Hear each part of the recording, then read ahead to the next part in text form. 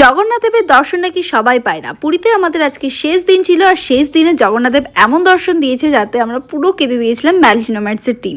তারপরে সেই দিনে আমরা গেছিলাম কিন্তু নীলাদ্রি বিচে। চলো পুরো ব্লগটা আজকে দুর্দান্ত হতে চলেছে, একদমই স্কিপ না করে দেখতে থাকো। তার জন্য সকালে আমি উঠে খেয়ে নিয়েছিলাম চাউমিন, আর আজকে ছিল ভেজ চাউমিন। আর আমাদের গেস্টরা কিন্তু দুপুরেও খেতে বসে পড়ছে, তার মাঝে কোনো ক্লিপস আমি নিতে পারিনি, এত আড্ডা দিচ্ছিলাম। আমিও খেতে বসে পড়েছিলাম কারণ আজকে ষষ্ঠ পার ছিল মাটন, লাঞ্চে মাটন। উফ, আর কি চাই, গরম গরম একদম আমার এখনই জিভ দিয়ে জল বেরিয়ে যাচ্ছে। লাস্টে ছিল ফ্রুট চাটনি আর মিষ্টি। তারপর আমাদের আদার্স গেস্টরাও বসে পড়েছিল খেতে, এবং আমি চলে গেছিলাম ওপরে রেডি হতে, কারণ আজকে আমি যাব নীলাদ্রি বিচে ঘুরতে। আর নীলাদ্রি বিচটা শুনেছি নাকি ভীষণই ভালো। তার জন্য তোমাদেরকে আগে মেন রোডে আসতে হবে। মেন রোড থেকে তোমরা কিন্তু এসি বাসে করেই যাবে, কারণ আদার্স যেতে গেলে কিন্তু 200-250 টাকা ভাড়া নেবে। আর আমরা এসি বাসে মাত্র 17 টাকায় গেছি দুজন। 20 টাকা ছিল, অনলাইন পেমেন্ট করলে 17 টাকা 50 পয়সা লেগেছে। যাই হোক, ওরা কিন্তু নেতাজি স্ট্যাচুর এখানে দাঁড় করিয়ে দেবে, এবং সেখান থেকে মাত্র 2 মিনিট হেঁটে, মানে পায়ে হেঁটে 2 মিনিট তোমরা চলে যাবে নীলাদ্রি বিচের সামনে। আর নীলাদ্রি বিচে ঢুকতে কিন্তু কোনো রকম টিকিট ফেয়ার লাগেনি, তোমরা এমনি ঢুকতে পারবে। ওই বিকেল 5:30 থেকে 8টা পর্যন্ত কিন্তু খোলা থাকবে। এত সুন্দর ওয়েদার ছিল, আর বালি পুরো পরিষ্কার ছিল। দারুণ লেগেছে আমার নীলাদ্রি বিচটা। সুন্দর এরকম স্ট্রাকচার সাজানো ছিল আর্টিফিশিয়ালি, যেখানে তোমরা ফটো ক্লিক করতে পারবে, ভিডিও তুলতে পারবে।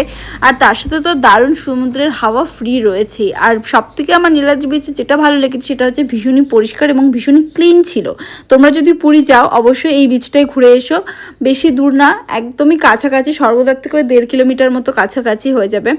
আর ওয়েদারটা এত দারুণ লাগছিল, ওখানে প্রায় আমরা 2 ঘন্টা কাটিয়েছিলাম। মানে কী করে সময় কেটে গেল বুঝতেই পারিনি। চারিপাশটা এত সুন্দর হাওয়া দিচ্ছিল, আর ভীষণ সুন্দর সাজানো গোছানো আর ক্লিন, পরিষ্কার পরিচ্ছন্ন সমস্ত জায়গায় কিন্তু ভীষণ ভালো লাগে। তার মধ্যে কিন্তু নীলাদ্রি বিচটা ছিল, আরেকটা আমরা যেতে পারিনি, সময় ছিল না বলে।